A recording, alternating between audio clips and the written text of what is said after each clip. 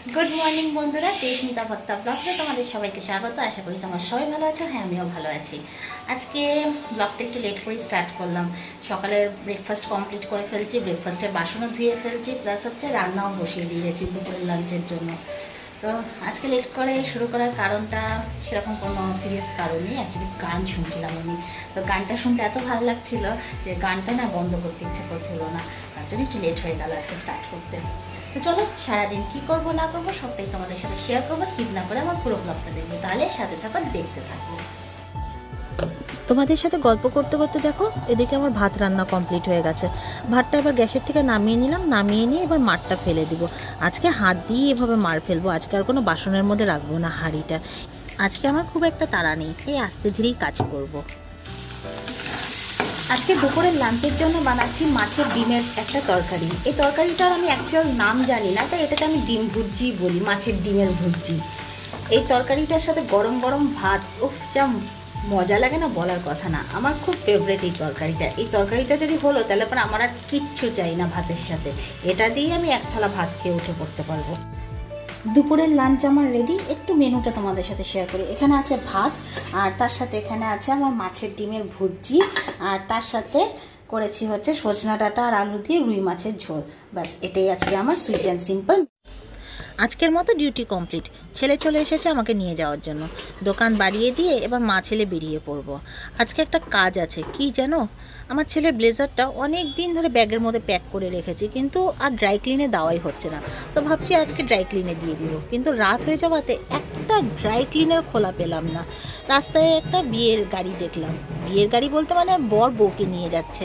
তো দেখে না মনটা একদম পুরো খুশি হয়ে গেল। পারলাম না নিজেকে আটকাতে, একটু ক্যামেরা বন্দি করেই ফেললাম।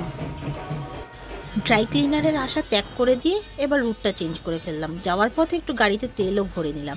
তেল ভরে নিয়ে আজকে আর আমরা ঠোক করে রাস্তা দিয়ে যাচ্ছি না, আজকে আমরা যাচ্ছি হচ্ছে হিলকাট রোড দিয়ে জংশনের দিকে। কেন জানো, সেটাও জানতে পারবে। এটা কোন ব্রিজ বলো তো? এটা হচ্ছে আমাদের শিলিগুড়ির মহানন্দা ব্রিজ। আগে যখন শিলিগুড়িতে থাকতাম তখন এই ব্রিজ দিয়ে অনেক যাতায়াত করেছি, এখান দিয়ে পাহাড় যেতাম। কিন্তু এখন মাটি কাটাতে চলে যাওয়ার পরে না এই ব্রিজ দিয়ে যাতায়াত বলতে একেবারেই বন্ধ। আমার ছেলের পুরো খিদে পেয়ে গেছে, তখন থেকে খালি বলে যাচ্ছে আমার খিদে পেয়েছে, খিদে পেয়েছে, খিদে পেয়েছে। এই যে ছেলেকে নিয়ে এবার আসলাম হচ্ছে মোমোর দোকানে। কী অর্ডার করলি তুই? চিকেন মোমো। ছেলে আমার চিকেন মোমো অর্ডার করেছে। এবার বসে মা ছেলে এক প্লেট করে মোমো খাবো, মোমো খেয়ে তারপর বাড়ি যাবো। বেরিয়েছিলাম, দোকান থেকে বেরিয়েছিলাম হচ্ছে ছেলের ব্লেজারটা হচ্ছে ড্রাই ক্লিনে দেওয়ার জন্য। পুরো শিলিগুড়ি ঘুরে ফেললাম, কোথাও ড্রাই ক্লিন খুঁজে পেলাম না। এত ঘুরে আমারও এখন খিদে পেয়ে যাচ্ছে। তো চলো দুজন মিলে একটু বসে মোমো খেয়ে নিই। চলে এসেছে আমাদের গরম গরম চিকেন মোমো। কিন্তু আজকে না আমি মোমোটা খেয়ে একদমই মজা পাইনি। কেন জানো, এত গরম পড়েছে আমাদের শিলিগুড়িতে যে মোমো খেয়ে না কোনো আনন্দই ফিল হচ্ছে না। অ্যাকচুয়ালি মোমোটা কী বলো তো, একটু ঠান্ডা ঠান্ডা ওয়েদারে খেয়ে না সেই আনন্দ পাওয়া যায়। মোমো খাওয়া কমপ্লিট করে চলে আসলাম আমাদের পাড়ার এক ভাইয়ের দোকানে। এই ভাইয়ের দোকানে আমাকে রোজ রাতেই আসতে হয়। কেন জানো, আমার বাড়ির জন্য দুধ, টক দই, বিস্কিট এগুলো সব আমি ভাইয়ের দোকান থেকেই নিই। তো ভাইয়ের দোকানে এসে মনে পড়লো যে আমাদের বাড়ির আইসক্রিম শেষ হয়ে গেছে, আবার নতুন করে আইসক্রিম নিতে হবে। আগেরবার 2 in 1 নিয়েছিলাম, তো এবার ইচ্ছে আছে বাটারস্কচ নিব। এদিকে ভাইকে দেখা যাচ্ছে প্রচণ্ড ব্যস্ত কাস্টমারদেরকে নিয়ে, তাই দায়িত্বটা নিজের কাঁধেই নিয়ে নিলাম।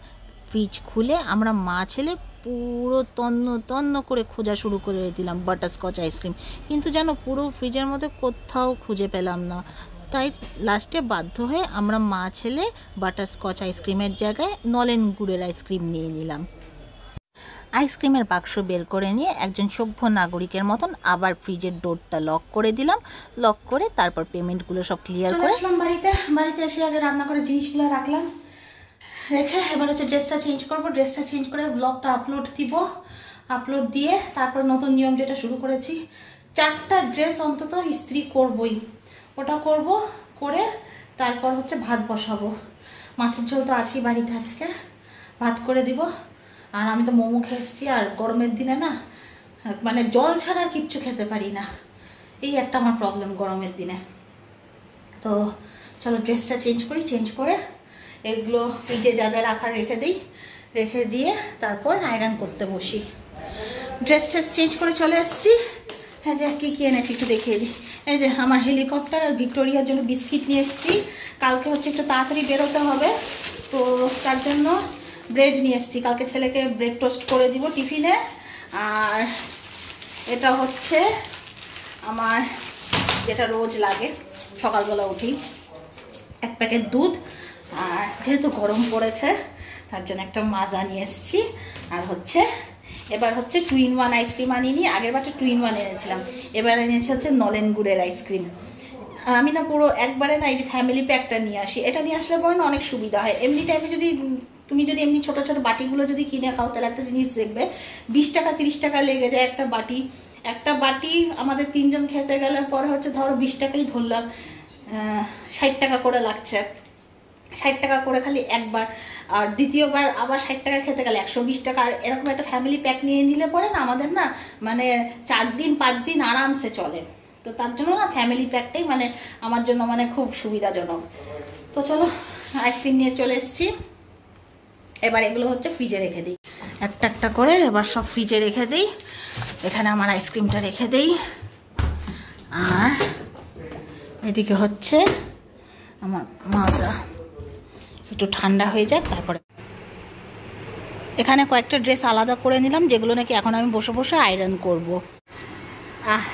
আর তোমার কই? Thank you. এবার হচ্ছে একটু বসে বসে মাজা ব্রেক নিব। আমার ছেলে মাজা দিয়ে গেল, এবার এটা খাবো। রাত্রে তো আর কিচ্ছু খাবো না, এখন তোমাদের দাদাভাই কখন আসবে না আসবে। তো চলো আজকের ব্লগটা এখানেই এন্ড করছি, দেখা হবে আবার আরেকটা নতুন ব্লগের সাথে। ততক্ষণ অবধি তোমরা সবাই ভালো থাকো, সুস্থ থাকো, আর এভাবেই আমাকে ভালোবাসতে থাকো।